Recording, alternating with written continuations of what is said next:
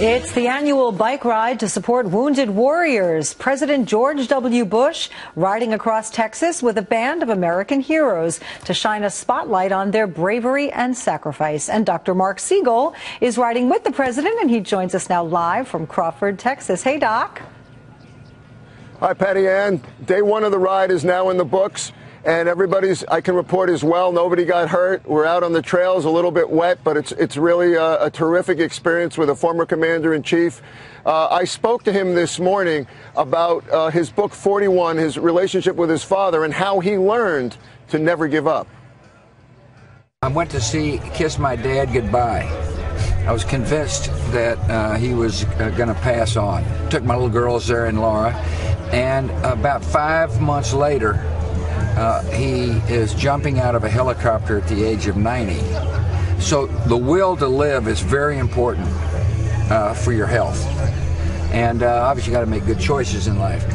But I think the idea of a guy who can't walk and near death jumping out of a helicopter at age 90 is a pretty clear example of the desire to live to the fullest.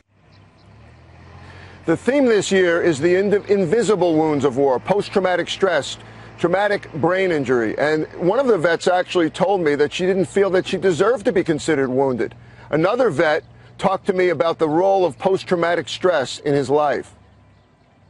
It's not a disorder. It's part of me. It's what shapes me and makes me who I am today. And, I guess I can let it handicap me and make it a disorder if I chose to, or I can come out and get outside and do, events like this. And I live with it, and I learn to cope with it every day. It's about a combined approach, Patty Ann, many different ways to get at post-traumatic stress. It's not a disorder. There are centers coming up all over the country. But one thing's for sure, when they're out on the ranch here riding together, it looks like one bicycle tire in line. And somebody falls, like me, they all jump off the bike to help. That's like what it was in combat, and that's what what it is now, getting back to the new normal. Patty Ann? Are you saying you actually fell? I'm not admitting it, but it's a possibility. Okay. But well, very few people fell today. Very few people fell today. It was a very successful ride. That's great to hear. All right. Have a lot of fun out there, Dr. Marc Siegel. Thanks. Looks like a nice day in Texas.